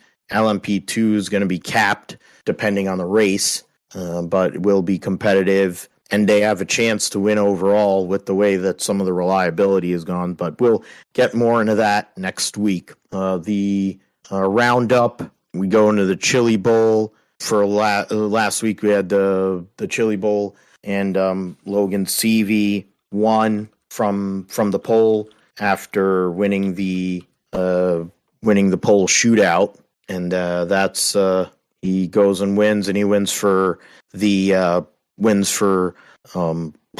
that called? For Swindell Speed Lab. So, and beats defending champion Tanner Thorson. So that was a big deal. Survived green white checkered, 37th running of the race. So that's a big deal for them. I mean, Swindell back now, owns 4 drillers as a driver, first as an owner. So challenging when Cannon McIntosh was there, right, racing him, and he passed him on lap 31. So to go and take the win, and then the Tanner Thorson trying to repeat. Unfortunately, because of the groove and the way that the track was, he wasn't able to be able to get around him. So that's a shame there. The other thing that lost me, first ever award for being the highest finishing female in the race, top rookie Jade Avedizian was one of 3 women drivers that made the A main. Rico Abreu got pushed back and got into a wreck. He had a chance. He had won his prelim night last Wednesday, but unfortunately didn't have luck on his side to go and get that third driller. There was the crazy accident that saw Ashton Torgerson get ejected out of his car. Thankfully, not severely injured, but has been able. He was able to get back to the racetrack on Saturday night and talk to the fans. So that's a big deal, considering how the safety and all of that. But I mean, it's crazy to think he's been discharged out of the hospital after that crazy accident. The two big missing pieces were Kyle Larson and Christopher Bell. They basically said they weren't going to race because of the purse for the race, because it's too low. It's only $10,000 to win, and the engine contract or whatever to lease an engine is way more than that. So unfortunately, that's what I think probably one piece of why they weren't there. It's when you consider how many drillers they've won between the two of them, it's a big loss for the race, big loss PR wise as well. Logan Seavey wins over defending champion Tanner Thorson, Cannon McIntosh third, Shane Golobic fourth, Emerson Axum fifth, Kyle Jones sixth from 16th, Mitchell Moles seventh, Trey Marcham 8th, Tim Buckwalter from 23rd, 9th, Justin Grant finished 10th, former Chili Bowl champion Tim McCready finished 11th from the bump from the 24th spot. You had other people there, Chris Wyndham, Dason Pursley, Zeb Wise, Kevin Thomas Jr., Thomas Meserol, Jade Avedigian, she one of two. Sorry, I said there was 3 women. There's 2 women. Jade Avedigian and Kaylee Bryson made the show there.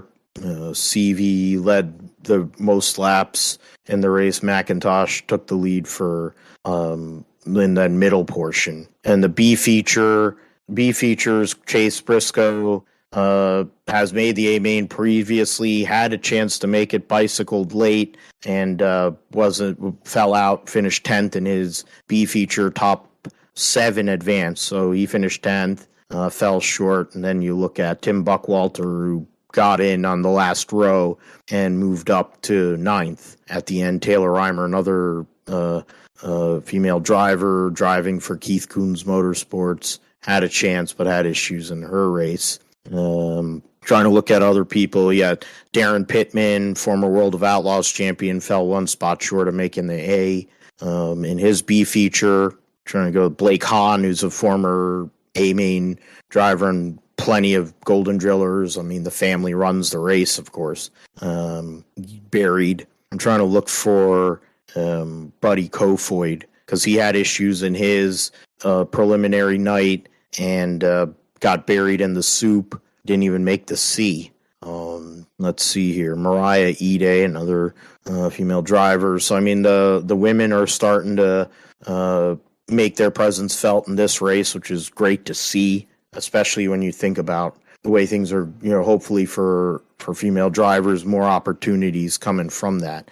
So, Buddy Kofoid ended up getting out of, he was in the D. Okay, so he was in the D feature. He was 13th, needed to get into the top 5, finished 18th in last. And so a guy who was a favorite coming into the weekend, 2-time defending USAC midget champion, gets knocked out in the D because of a bad preliminary night. So that shows what happens in the Chili Bowl if you are not fortunate, if you have something go wrong.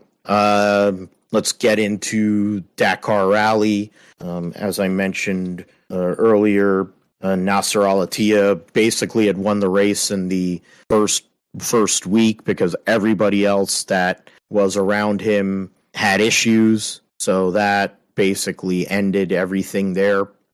He ended up winning so I don't know what that is. Ultimate Prototype. There was only one of the Ultimate Prototype cross country, the Yeah, so okay, I can't even, it's too long of a list.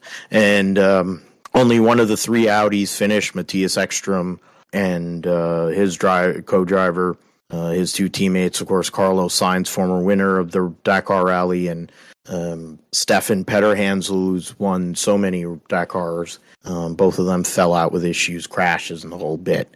Nasser Al-Attiyah won by 1 hour, 20 minutes over Sebastian Loeb, who won the last 6 stages on the trot to move up from wherever the heck he had been to get into second overall in the car category. Lucas Marias in another Toyota Hilux or whatever, finished third. Chanel de Villiers, former multiple-time winner of the race, finished fourth. The second factory Toyota, and then the third factory car, Hank Ladigan, finishes fifth. Trying to look through here. Anybody else of great significance? No. On the trying to go through here, see if anything. The bike category was where those Americans that were in contention. Skylar House on a Husqvarna was in contention, had the lead late in the race, but had issues in the last couple of stages and ends up finishing third behind Kevin Benavides and Toby Price, both former winners of this race. Pablo Quintanilla and Adrian Van Beverlen for Monster Energy Honda pick up the slack with, what do you call, why am I forgetting his name? Of course I'm forgetting his name now. Ricky Brabeck had a huge accident early in the race and got knocked out of it. Or he had a great chance. He had a lot of speed early on, but got knocked out before we really could tell if he could have won another one. In the we got prototype cross country. U.S. drivers finished first and second. Austin Jones and over his teammate Seth Quintero, a Red Bull Off-Road Junior team, 52 minutes, but U.S. driver gets a win there in the what is this? What car category? The lightweight prototype cross country. Then you have Christina Gutierrez, who's the Extreme E champion, co-champion, finishes fourth for X44 Racing. So that's a good job by her. Trying to see if there's any. Yeah, no, that probably, I don't know who any of that is. We'll get in the quads. Pablo Copetti, a U.S. rider on a quad, finished third in class. No credit to him. Trying to look through others. Yeah, we did that. T4, they separated them. Okay. And then, yeah, so that's the end there. Of course, talked about Nasser Al-Attiyah. So they have a series where they run Rally Raid Championship. So there are other events that'll be going on as the year goes on. I figure Sebastian Loeb will be running World Rally Championship, not this coming weekend, but as the season goes on as well. And Mexico City Formula E, first race of the 2023 season, took place at Hermanos Rodriguez. Spine fracture, geez, that's bad. Stingray Robb, okay, there you go. We'll put that out there. Stingray Robb set to be confirmed at Dale Coyne Racing to be a full-time driver in the 51 car. Stinger and Talent Formula 2 runner-up. Really good. Fast as Schwartzman. Bobby Schwartzman has a better resume, driving a bigger team, allegedly, but our old one, and we're just 400ths off. Yeah. So that's a Kiffin Simpson, Penske and Dane Cameron. So Stingray Robb that'll be one of the youngest teams in the series with himself and David Malukas coming back. So that'll be an interesting combination. In terms of what I was talking about prior to seeing that news, they had the first race, of course, and the results. We'll get into the results there. Jake Dennis for Andretti Autosport gets the victory over Pascal Wehrlein for Porsche. Lucas Degrassi in his debut for Mahindra finishes third. Andre Lauderer in his first race for Andretti. Porsche factory driver finishes fourth. Jake Hughes in the first race for McLaren, fifth. The Envision team, which is they're an Audi customer, or I forget who their customer now, but Sebastian Buemi, I guess they're Nissan then, maybe. I don't know. Sixth, Antonio Felix da Costa for Porsche, seventh. Mitch Evans, eighth. Nick Cassidy for Envision, ninth. And defending world champion Stoffel Van Dorn for Dragon Maserati, or the Dragon DS team, finishes 10th. And in terms of the grid, I mean, from the race, DeGrassi had qualified on pole over Jake Dennis, Jake Hughes, Andre Lauderer, Dick Tantrum, Verline, Buemi, Sasha Fenitraz for Nissan Edams, Antonio Felix da Costa, Mitch Evans. So there was that. The next race will be in a couple weeks' time in Saudi, in Diriyah, for a doubleheader. And then after that will be the first race in India in a while. But this will be first Formula E race. Will be in Hyderabad. So that'll be something to look at as things go on. Yeah, so Andretti Autosport, Envision as Jaguar. Okay, so Jaguar Power Unit's my fault. DS Penske they have their whatever power unit. Two Jaguars. Mahindra is with them, their own team in Apt. Maserati, they're by themselves. Then you have NIO, takes care of themselves. Nissan, EDAMS goes and runs their own program, and then also sends a power unit over for McLaren. Alrighty then. The Rally Monte Carlo coming up this weekend. Famous race, of course. Everyone wants to win that race. That is involved in that series. News, I mean, Ford shows off their new M Sport shows off their new WRC car, the Ford Puma, with former world champion Otanek and Pierre-Louis Loubet as the full-time drivers, and then they'll have a third car in there, which is where Sebastian Loeb might jump in. That's a good-looking piece. Will it compete is the big thing against Toyota and Hyundai. You look at the drivers coming back. Right now, you have defending world champion Kalle Rovanperä, only age 22, which is just insane. He will be, his teammates will be, Alfred Evans, Takamoto Katsuda, former multiple-time world champion Sebastian Ogier will be running a limited schedule there. Esa-Pekka Lappi, Otanek, I just said, Thierry Neuville, and Craig Breen will be running, or Lappi and Neuville run the full season. Sordo and Breen will be running limited races in a third car. I mentioned the two Ford drivers there. We'll see if Rovanperä can go and win at Monte Carlo. Last year, of course, it was a great battle between Loeb and Ogier to see who won that first race with this new Rally 1 configuration. Roar before the 24 is the last piece. We'll get into the sim segment. A full field, all 61 cars that'll be racing in the Rolex 24 will be represented. You have there's 25 cars in GT Daytona.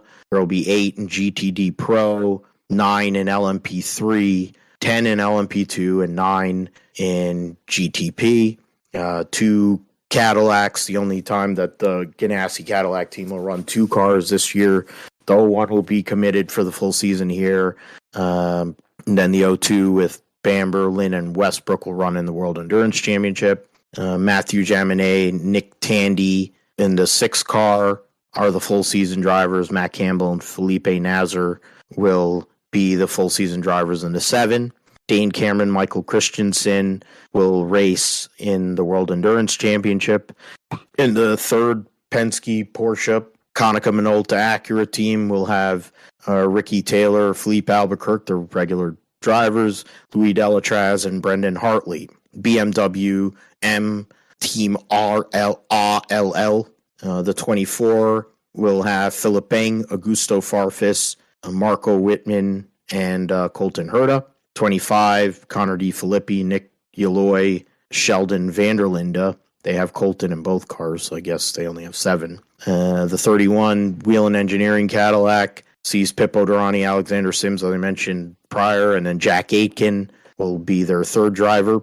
And then the 60 car, Blomqvist and Braun, along with the Meyer Shank Indy car duo of Elio Castro-Neves and Simon Pagenaud. We'll get more into some of these other cars and teams in detail after this race, this weekend.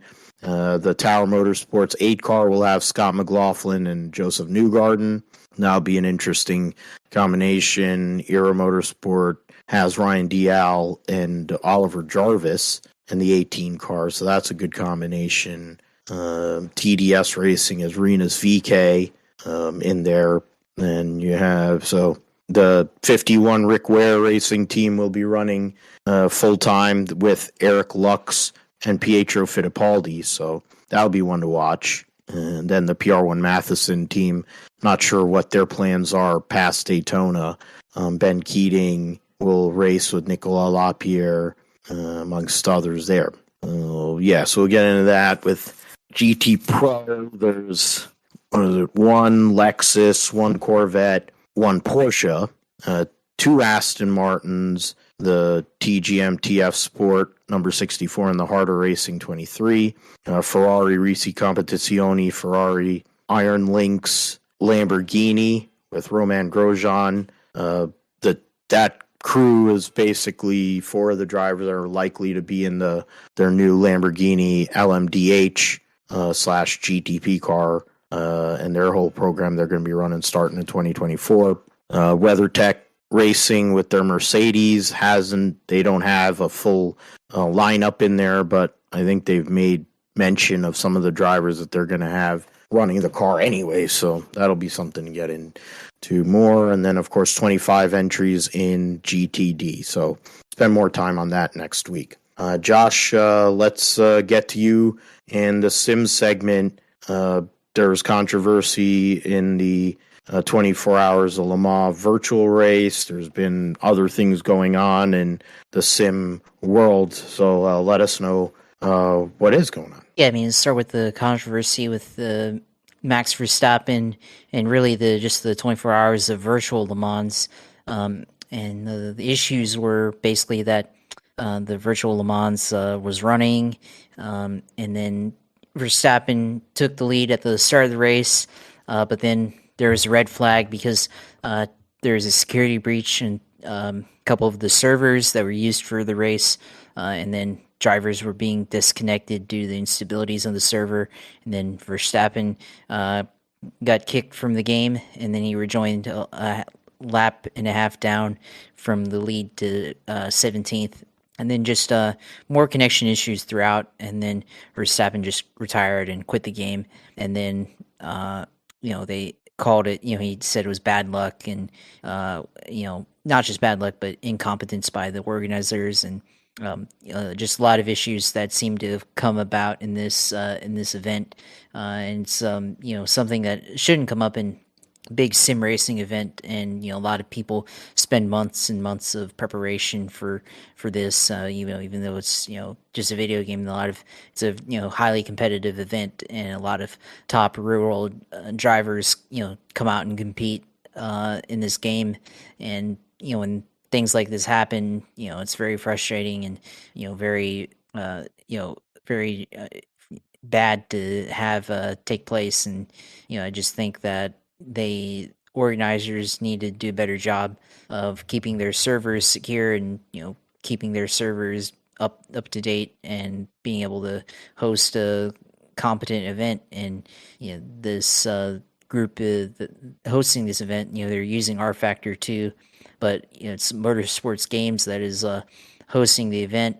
And we've seen the controversy with Motorsports Games and other games. Obviously, the iRacing IndyCar deal, the NASCAR console deal from last year, which is really bad, or in 2021, which is just a really poor game.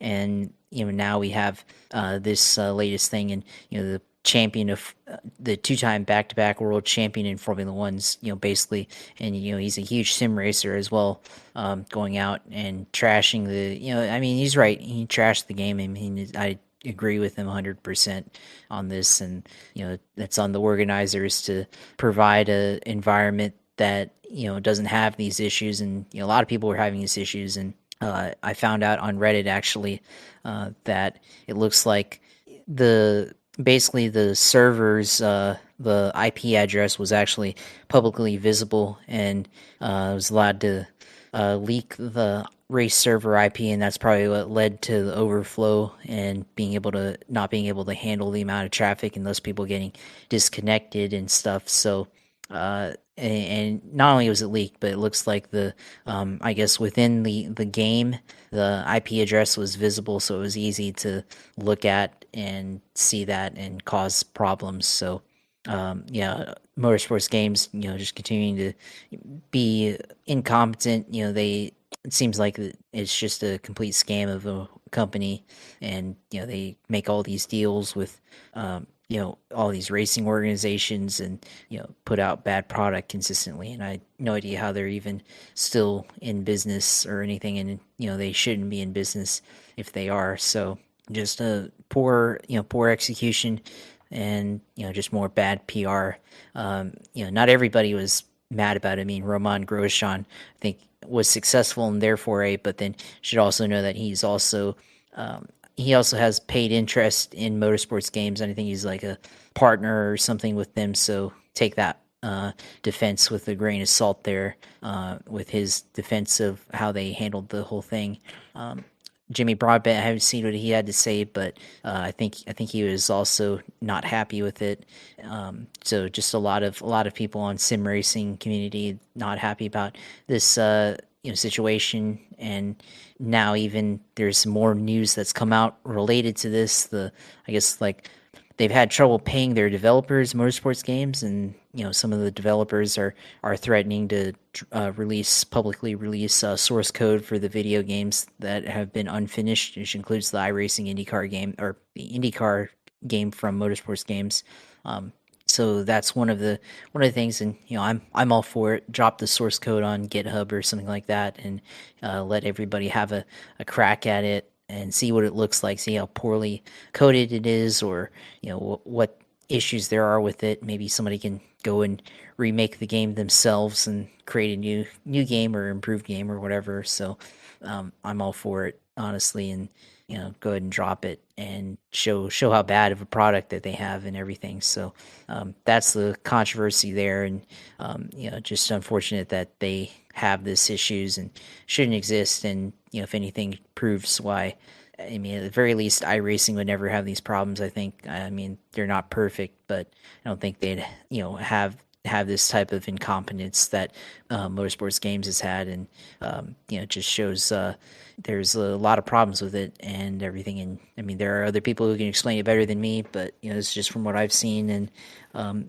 from what I know. So it's just it's just a bad situation that shouldn't happen. And when you piss off the best driver in racing right now in terms of results, that's not a good thing. And media might say that he's just rage quitting, whining like a baby, but no, it's not that at all. I mean, I think there are legitimate complaints, and I think if there are other professionals out there competing in this, I think they'd be pretty close to the same thing. And I think the sim racing community seems to be pretty much united in the opinion about this situation. So I think it's clearly a issue of incompetence on the side of the organizers. But yeah, I mean, that's basically the big news. Unfortunately, it's bad news in sim racing this week. But I mean, as far as iRacing, I mean, I ran the Toyota GR86. I was practicing with that on Laguna Seca, and was really able to get a handle on the car. So I think I'm gonna run that one a lot this year. Also in iRacing, the Roar before the 24 for iRacing's 24 hours of Daytona was also in this past weekend. And if I wasn't at the Jaguars game, probably would have tried to participate in that. As I think I was during the daytime on Saturday, Sunday, so was not around my PC during that time, so didn't do that, but would have liked to, I guess. Then next weekend is the actual iRacing 24 hours of Daytona, and that should be an interesting event. I actually won't be in that one. I'll be at Universal Studios with some friends. I already made these plans months ago, so a little bit of conflict there, but that's all right and everything. So trying to think if there's anything else in racing news and sim on the sim side. I think that's mostly it for the sim segment. I'll look here on Sim Racing Reddit and see if there's any other interesting articles. Real quick, I think just that controversy with sim and with the virtual Le Mans, just an unfortunate situation. That's pretty much all the news there. So, maybe IndyCar will figure out a way to get back with iRacing soon, or anything. But just a bad contract all around, bad situation on all of that, and Motorsports games got to pay for their sins eventually, I guess. So we'll see. But when I do streams, I do plan to stream eventually. Just kind of busy right now, so I will be streaming eventually at Twitch TV/UCailor2.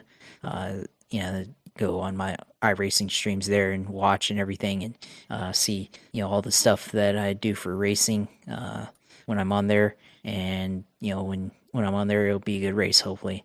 And you can go on there and follow, and I'll make sure to notify when I go live on there. And then, of course, Twitter, JP Huffine, see all my stuff there, and see all the talk that I had about the Jaguars this weekend, and we'll continue to have as we go forward this next week for Jacksonville football and everything. And hopefully they win and continue the good results and good content. As always, the Jags, as they've been saying. So, and of course, you can go on here and watch our videos and see our stuff on YouTube. And we had our last one with 908 uploaded on there, and good discussion with him. And if he wants to come back on, looking forward to whenever that is, if he wants to. But that was a good video there.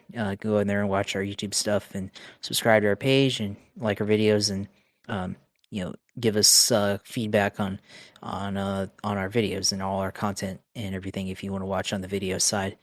So that's all for me this week on sim racing and everything else. So turn over to you, Phil, for the rest of the close. As Tampa Bay gets sent out of the playoffs, down 31-6, the Cowgirls will play the 49ers on Sunday evening for a chance to get to the NFC Championship game. So that means three NFC East teams, the three NFC East teams that made the playoffs are still in the playoffs. It shows, I guess, that was the division this year. The North was garbage. The South was garbage, and both of those division winners are gone. And then, of course, the 49ers imposed their will. They'll be there. You can follow me at Philip G. Matthew on Twitter. You follow us at Gripstrip Pod on Twitter. You can find the Gripstrip Podcast anywhere. Basically, you can hear podcasts. And Josh mentioned the YouTube page, of course, Gripstrip Podcast on YouTube, where you upload the videos. So we'll get into all that, have the show out here later in the week, sometime during the week, and hopefully listen to it prior to the divisional round of the playoffs and some of the other racing events that are taking place this weekend. But otherwise, we will see you again next week for episode 153 of the Gripstrip Podcast, which will go over the Roar for the 24, preview the Daytona Rolex 24 at Daytona, and other racing. There'll be Formula E in Saudi as well. So we'll get into that. We'll also get into anything else that's going on, any other news that's going on in the world of motorsports. So with that, for Josh, I'm Phil. Thanks for listening to Gripstrip Podcast and supporting us. Of course, we're always open to feedback and trying to improve the show and coming up with guests. So coming up with guests. Trying to work on some people to get on the show. So we'll see how that works out there. and we will see you again next week for the Ripster podcast. So take care. Be nice to one another. God bless, and goodbye.